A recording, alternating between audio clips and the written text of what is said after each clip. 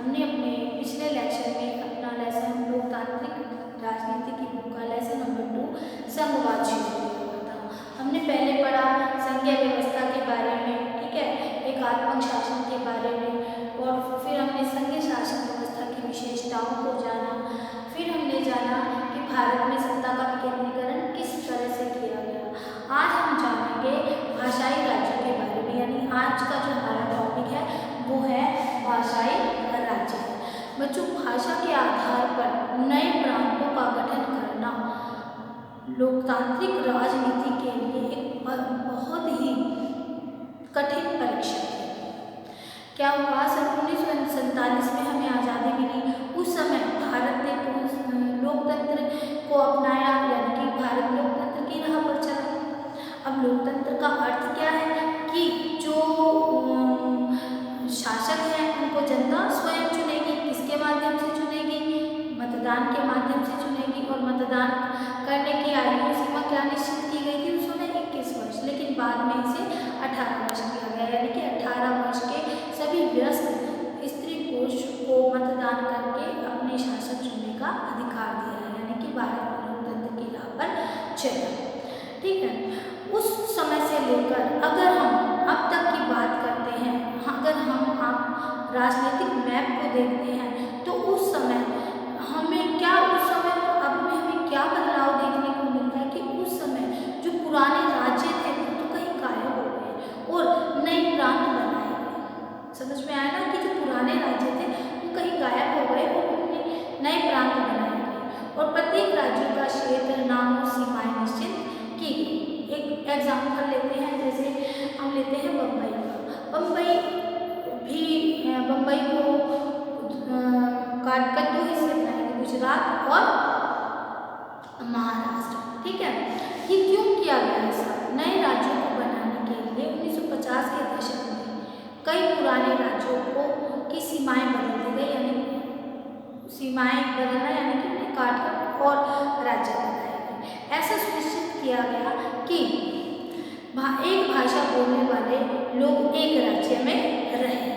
ठीक है, इसके बाद कुछ अन्य राज्यों का गठन भी भाषा के आधार पर हुआ, जैसे कि अभी मैंने आपको बम्बई राज्य के बारे में बताया कि बम्बई में गुजरात और मराठी दोनों भाषाओं को बोलने वाले लोग रहते थे। तो इसे लगभग 1960 में था, 1960 में गुजरात, बम्बई से महाराष्ट्र और गुजरात 2 राज्य बनाए गए। इसी तरह पंजाब को भी 1966 यानी 1 नवंबर 1966 को पंजाब से हरियाणा को अलग कर दिया गया था। ठीक है, यानी हरियाणा का गठन कब हुआ? 1 नवंबर 1966 में। और इसी तरह से झारखंड है, नागालैंड है, उत्तराखंड आदि राज्य इसमें शामिल हैं, जिनका गठन भाषाई आधार पर हुआ था। तो आपको समझ में आया ना कि भाषा के आधार पर विभिन्न राज्यों का गठन हुआ। किस तरह से कौन-कौन से राज्य थे? जैसे बम्बई से गुजरात और महाराष्ट्र 2 राज्य बनाए गए, ऐसे ही पंजाब से हरियाणा बनाया गया और बहुत से ऐसे छोटे राज्य बनाए गए, जैसे झारखंड है, नागालैंड है, उत्तराखंड है। ये सब किस आधार पर बनाए गए? भाषाई आधार पर। अब बात करते हैं भारत की भाषा नीति के बारे में। किसके बारे में? भारत की भाषा नीति के बारे में। अब भाषा की नीति को लेकर भी भारत के संघीय ढांचे में दूसरी महत्वपूर्ण परीक्षा हुई, यानी कि ये भी एक कठिन परीक्षा थी कि भाषा नीति किस तरह की होनी चाहिए। हमारे संविधान में किसी एक भाषा को राष्ट्रभाषा का दर्जा नहीं दिया गया। हिंदी को राजभाषा माना गया। राजभाषा कौन सी है? हमारी हिंदी को राजभाषा माना गया। लेकिन अब ये देखिए कि हिंदी बोलने वाले लोगों की संख्या 40% है, यानी कि जो हिंदी है वो सिर्फ 40% भारतीयों की मातृभाषा है। और अन्य भाषाओं के संरक्षण के लिए क्या किया गया? और दूसरे उपाय किए गए। संविधान में हिंदी के अलावा 21 भाषाओं को मान्यता प्रदान की गई। कितनी भाषाओं को मान्यता प्रदान की गई? 21 भाषाओं को। ठीक है, 21 भाषाओं को मान्यता प्रदान की गई और अनुसूचित, इन्हें किस भाषा का दर्जा दिया गया? अनुसूचित भाषा का दर्जा दिया गया, अनुसूचित भाषा का दर्जा दिया गया 21 भाषाओं को, ठीक है। और लेकिन इसके साथ साथ केंद्र सरकार के किसी भी पद का उम्मीदवार, यानी कि केंद्र सरकार का कोई पद है, उसके लिए अगर कोई कैंडिडेट है तो वो परीक्षा देना चाहता है तो वो किसी भी भाषा में परीक्षा दे सकता है, और बशर्ते उम्मीदवार उसको विकल्प के रूप में चुने। और राज्यों को, हर राज्य की अपनी राजभाषाएं हैं, अधिकांश कार्य राज्यों की अपनी राजभाषा में ही होती है। आ गया ना आपको समझ में कि भारत में हिंदी को राजभाषा का दर्जा दिया गया, जबकि केवल 40% लोग ही हिंदी बोलते हैं, यानी 40% लोगों की मातृभाषा है हिंदी। इसके अलावा 21 भाषाओं को अनुसूचित भाषा का दर्जा दिया गया। लेकिन इसके साथ साथ केंद्र सरकार के किसी पद का उम्मीदवार क्या कर सकता है, अगर उसे परीक्षा देनी है तो वो किसी भी भाषा में दे सकता है, लेकिन इसके लिए उसे विकल्प को चुनना होगा। देखिए आप जो अगर श्रीलंका की बात करते हैं तो श्रीलंका के ठीक उलट हमारे नेताओं ने हिंदी के उपयोग को बढ़ावा देने के मामले में बहुत सावधानी पूर्वक व्यवहार किया था। उन्होंने क्या किया था? सीधी भाषा को राजधर्म घोषित किया था। तो संविधान के अनुसार सरकारी कामकाज की जो भाषा है, इसके तौर पर अंग्रेजी भाषा का प्रयोग 1965 में बंद हो जाना चाहिए था। ये निश्चित किया गया था कि जो सरकारी कामकाज है उसमें अंग्रेजी भाषा का प्रयोग बंद हो जाएगा, और पर क्या हुआ कि जो अनेक गैर हिंदी राज्य थे उन्होंने ये मांग की कि अंग्रेजी भाषा का प्रयोग जारी रखा जाए, और तमिलनाडु में तो क्या हुआ, इस मांग ने उग्र रूप धारण कर लिया, और केंद्र सरकार ने हिंदी के साथ साथ अंग्रेजी को भी राजकीय कामों में प्रयोग करने की अनुमति देकर उस विवाद को सुलझा दिया था। समझ में आया ना कि 1965 तक जो अंग्रेजी भाषा का प्रयोग है सरकारी कामकाज में खत्म हो जाना चाहिए था, लेकिन जो गैर हिंदी भाषाई राज्य हैं तो उन्होंने ये मांग उठाई कि नहीं, इसे जारी रहने देना चाहिए। तो संविधान जो नेता थे, जो केंद्र सरकार थी, उन्होंने क्या किया, हिंदी के साथ साथ अंग्रेजी भाषाओं को राजकीय कामों में प्रयोग करने की अनुमति दे दी। आइए एक बार फिर से रिवाइज करते हैं इसी लेसन को।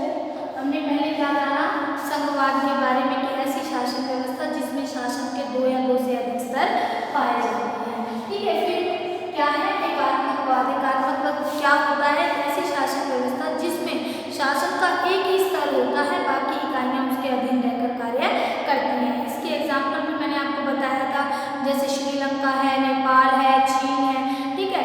नेक्स्ट है शक्तियों का बंटवारा। भारत में शक्तियों का बंटवारा, भारत में शक्तियों का बंटवारा किसमें किया गया? 3 सूचियों में किया गया है। कितनी सूचियों में किया गया है? 3 सूचियों में। तो ये 3 सूचियां कौन सी हैं? राज्य सूची, संघ सूची, राज्य सूची, संवर्ती सूची। संघ सूची पर जो कानून बनाने का अधिकार दिया गया है वो केंद्र सरकार को दिया गया है, राज्य सूची में राज्य को दिया गया है, और संवर्ती सूची में इन दोनों को, यानी कि केंद्र सरकार और राज्य सरकार दोनों को कानून बनाने का अधिकार दिया गया है। यदि किसी कानून के विषय में इन दोनों में आपस में टकराव हो जाता है तो जो केंद्र सरकार द्वारा बनाया गया कानून है वही मान्य होता है। संघ सूची में जो विषय रखे गए हैं वो कौन कौन से हैं? वो हैं प्रतिरक्षा, विदेशी मामले, बैंकिंग, संचार और मुद्रा। कौन से? प्रतिरक्षा, विदेशी मामले, संचार और मुद्रा, ठीक है। और जो राज्य सूची में रखे गए हैं वो है पुलिस, वाणिज्य, व्यापार, कृषि, सिंचाई और स्थानीय शासन। और इसी तरह से संवर्ती सूची में क्या रखा गया है? शिक्षा है, वन है, मजदूर है, और गोद लेना है, उत्तराधिकार जैसे जो विषय हैं वो किसमें रखे गए हैं? संवर्ती सूची में रखे गए हैं। इसके बाद हमने अभी पढ़ा भाषाई राज्यों के बारे में कि भाई किस तरह से पुराने राज्यों को काटकर नए राज्य की सीमाएं